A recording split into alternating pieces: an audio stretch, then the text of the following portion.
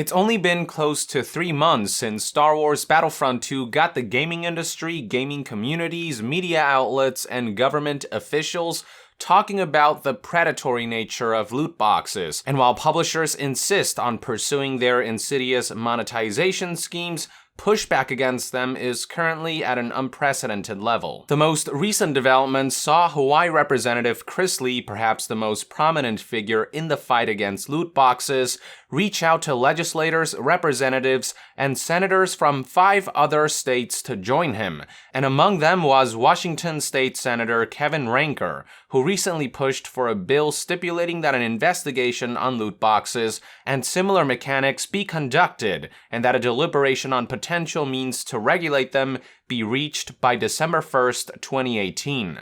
Overseas, we recently also saw countries like Sweden and Germany join the discussion, both of who aren't ready to introduce tangible legislation quite yet, but are investigating the matter. As if all that wasn't enough, Hawaii has recently pushed for anti-loot box bills that are being spearheaded by none other than Chris Lee himself, as reported by news outlet Hawaii Tribune Herald. There are a total of 4 bills being established. One pair, House Bill 2686 and Senate Bill 3024, would add an age restriction and prohibit the sale of any games featuring a system in which real currency can be used to buy loot boxes or randomized rewards to anyone younger than 21.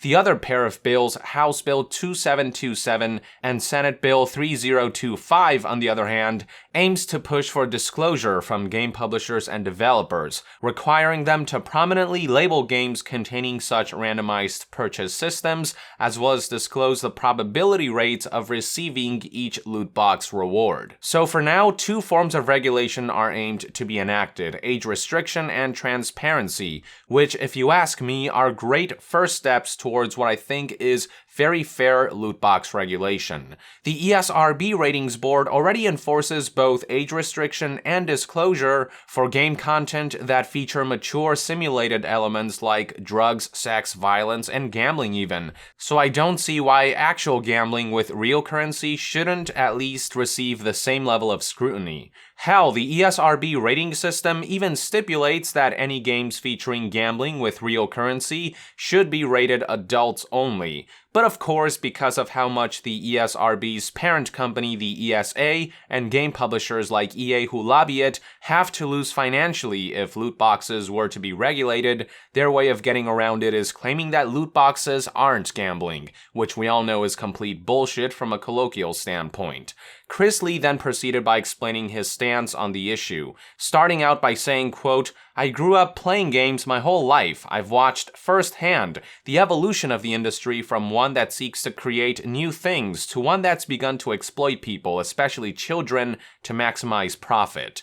Chris also disclosed some of his findings, namely that whistleblowers have revealed that game publishers do employ psychologists to create these mechanisms. This really shouldn't come as much of a surprise, nor is it a practice that's unheard of or uncommon even, but that doesn't make this stuff any less disturbing.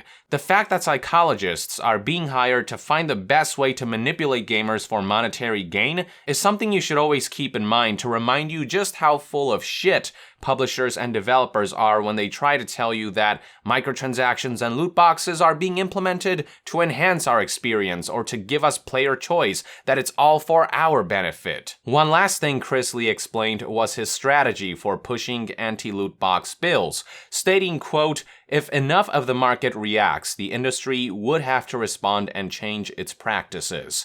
In other words, Chris's goal isn't to have the government kick down the doors and completely take over the gaming industry, but rather to strong-arm it into regulating itself. As he said in one of his past videos that he uploaded on his YouTube channel, we don't need the whole country to pass anti-loot box bills, just enough states to cause a reaction in the market and to pressure game publishers and developers into paying attention and taking the various issues and concerns surrounding predatory practices in video games seriously.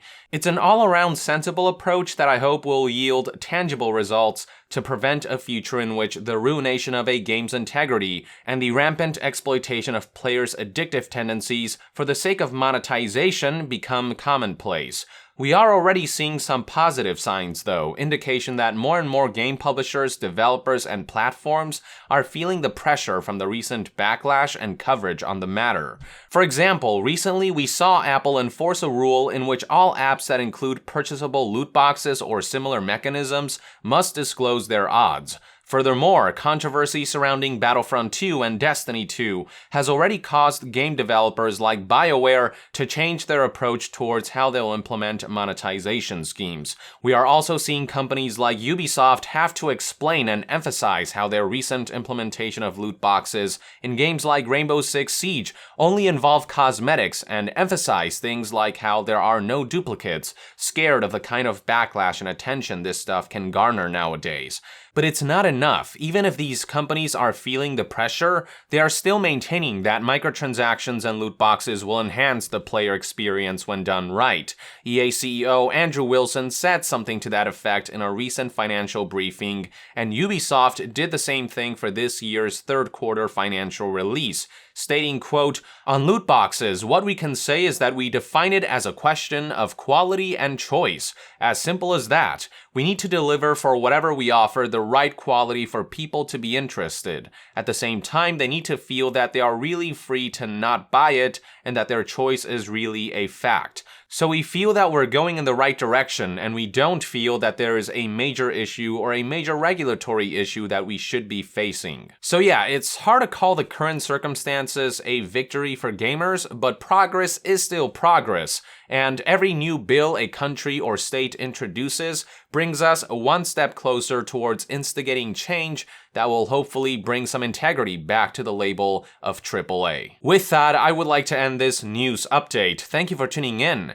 If you enjoy my content, consider supporting me on Patreon. It is completely optional, but it will go a long way in helping this channel grow. And to be further updated on all things gaming news, reviews, and discussions, stay tuned right here on Yong Yeah. I'll see you guys next time. Yong out!